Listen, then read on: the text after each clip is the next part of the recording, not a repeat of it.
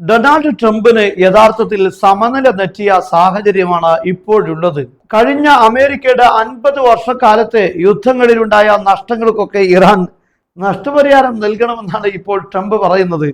Iraq യുദ്ധത്തിൽ American സൈനികർക്ക് നഷ്ടമുണ്ടായിട്ടുണ്ട്, സൈനികർ മരണപ്പെട്ടു പോയിട്ടുണ്ട്. ആ മരണപ്പെട്ട സൈനികരുടെ എല്ലാം നഷ്ടപരിഹാരം ഇറാൻ തരണമെന്നാണ് ഇന്ന് ട്രംപ് പറഞ്ഞിരിക്കുന്നത്. യഥാർത്ഥത്തിൽ ട്രംപ് പറയുന്നത് ഇറാൻ നഷ്ടപരിഹാരം ആവശ്യപ്പെടുകയാണെങ്കിൽ ഇറാഖിൽ യുദ്ധത്തിൽ മരണപ്പെട്ടു പോയ സൈനികരുടെ അവർക്കുള്ള നഷ്ടപരിഹാരം ഇറാൻ നൽകണം എന്നാണ്. ഇവിടെ ഇറാൻ പറയുന്നത് ഒരു ധാരണാപത്രം അമേരിക്കയുമായി ഒപ്പുവെച്ചിരുന്നു. അതിനുശേഷം അമേരിക്ക ഏകപക്ഷീയമായി ചില ആക്രമണങ്ങൾ ഇറാനിൽ നടത്തുകയുണ്ടായി.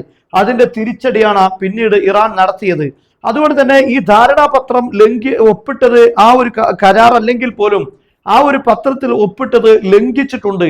ആ ലംഘിച്ചുകൊണ്ട് നടത്തിയ ആക്രമണത്തിന് അമേരിക്ക നഷ്ടപരിഹാരം നൽകണമെന്നാണ് ഇറാൻ ഇപ്പോൾ കൃത്യമായി പറയുന്നത്. എങ്കിൽ മാത്രമേ ഹോർമുസ് കടലിടുക്ക് തുറക്കൂ എന്നാണ് അവർ പറയുന്നത്.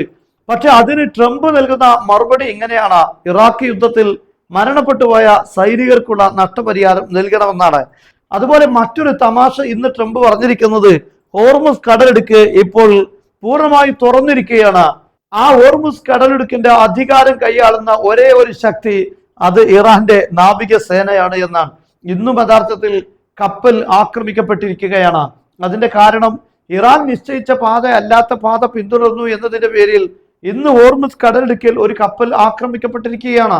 ഇങ്ങനെയുള്ള ഒരു സാഹചര്യത്തിലാണ് ദിനം പ്രതി ഹോർമുസ് കടലിടുക്കിലൂടെ കടന്നു പോകുന്ന കപ്പലുകൾക്ക് നേരെ ആക്രമണം ഉണ്ടാകുമ്പോഴും, മാത്രമല്ല അമേരിക്കയുടെ കപ്പലിന് പോലും ഹോർമുസ് കടലിടുക്കിലേക്ക് കടന്നു വരാൻ കഴിയാത്ത ഈ സാഹചര്യത്തിലാണ് ട്രംപ് ഇങ്ങനെയുള്ള ഒരു പ്രസ്താവന ഇറക്കുന്നത്. അവിടെ പൂർണ്ണമായും ഇപ്പോൾ നിയന്ത്രണം ഏറ്റെടുത്തിരിക്കുന്നത് അമേരിക്കൻ നാവിക സേനയാണ് എന്ന്. എന്തായാലും കളവിന് ഒട്ടും കുറവില്ല. ഏതായാലും ഭീഷണിക്ക് ഇപ്പോൾ കുറച്ചൊക്കെ കുറവുകൾ വന്നിട്ടുണ്ട്. എന്നാലും കളവുകൾ ഒട്ടും മോശമായിട്ടില്ല എന്ന് തന്നെയാണ്